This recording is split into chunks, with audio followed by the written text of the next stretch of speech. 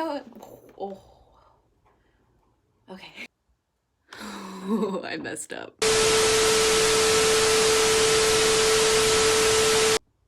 Okay, so let's see if I can do this right. Okay, so I was originally going to talk about emotional support animals this week. For my first topic video. It came to my attention that there are much more important topics to address for this first topic for this week. And you know what, if I say this information and it's stuff that you already know, that's great. But I want to give you a challenge. I want you to show this video to somebody that may not necessarily know what we're going to be talking about, and maybe educate them, bring awareness to these subjects that I'm going to be talking about. That would be great.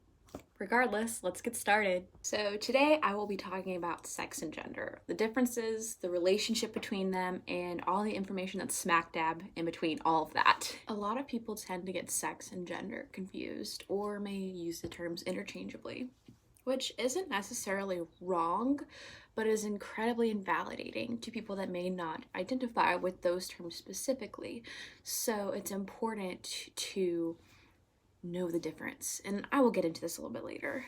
So I decided to dive into this topic because I see a lot of misinformation about this on social media, and people are trying to make arguments with this misinformation, and it just doesn't back up. It does not make sense. So this video is here to just be a wrecking ball through those arguments and stuff that I see on social media.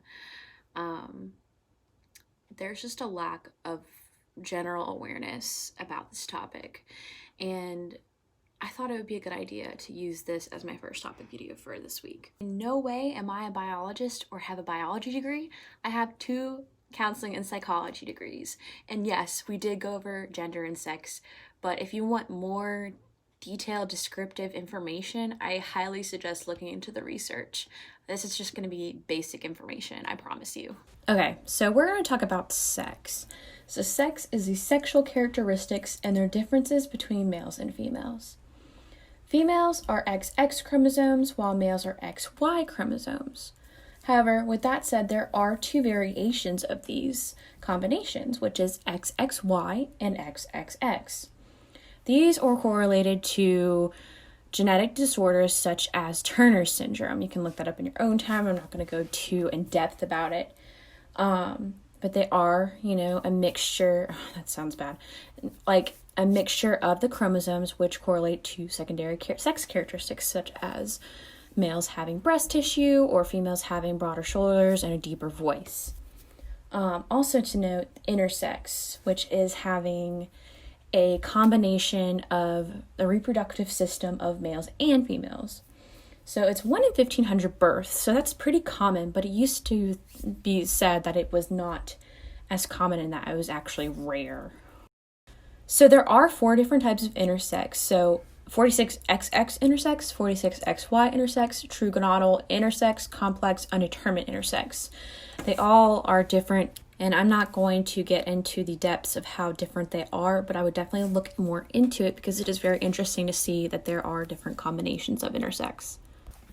So we are going to talk about gender next, which is different than sex, but it is very much related to it.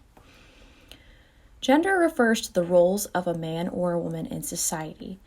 It's also an individual's concept of themselves, or gender identity. It also has social and cultural implications. Different cultures have different concepts of gender. There are some cultures that have like 4 or 5 genders, whereas, others may have more or less. It is also developed from responses of an individual's environment, such as their family, peers, media, education, etc. And gender is a spectrum. There are people that identify with their assigned sex at birth and the correlating gender, which means they're cisgender. There are also people that experience dysphoria with their assigned sex at birth, which means they are transgender. There are also people that experience partial disconnection, dysphoria, with their assigned sex at birth, which means they could be non-binary or on that spectrum of those identities. So what does this all mean? You're probably thinking, how? Well, I have a great diagram to show you that I showed to my teens in a support group that I had. So this diagram that I'm about to show you is actually developed by the Trans Student Educational Resources. I have my own printout version. Here's a friendly diagram called the gender unicorn. I love this diagram because it is super helpful, cute, and basic in order to show others these different concepts. There are other diagrams such as the gingerbread person, however I like this one better because a gingerbread person is related to the gingerbread man. First, we have gender identity, which is a personal sense of one's own gender. It can correlate to one's assigned birth or not. Next, we have gender expression, which is different than gender identity. Gender expression is how a person publicly expresses or presents their outward appearances in regards to stereotypical gender norms. This can include behavior and outward appearance, such as how they dress, how they style their hair, how short their hair is, how long their hair is, makeup that they wear, body language, and even their voice, their tone. A person's chosen name and pronoun usage are also common ways of expressing gender as well.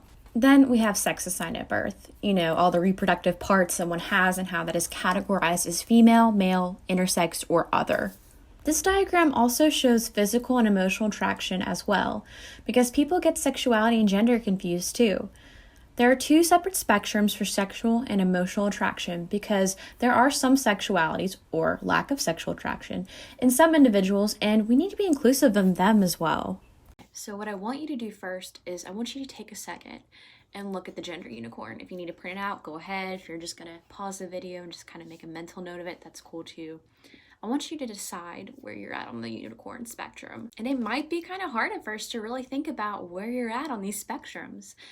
We're so ingrained to think of gender and sex as a binary and as the same thing that thinking of it differently is going to cause some confusion. So for example, here's mine. So for my gender identity, I do consider myself off the binary system. I feel like a woman partially, but in some instances, I don't feel that connection.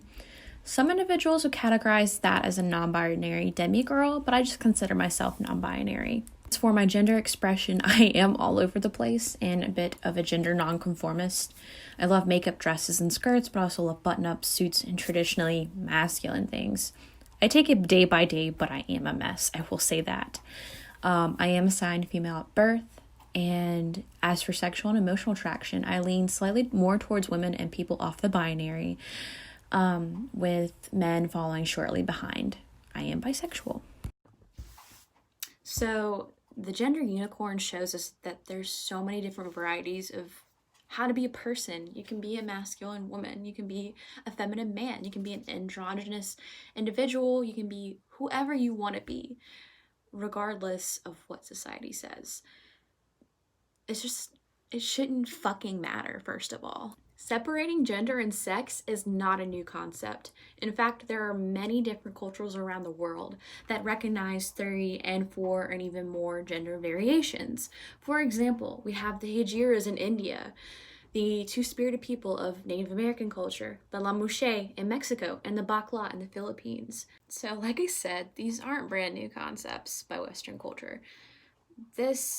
Sex and gender are throughout all of our world's cultures and history. It's everywhere. Therefore, we should take the time to learn more about it in order to become aware and educate those around us that may not know. So I know it wasn't a super long video. What are you doing? Oh my God. Can you calm down? I love you. It's okay.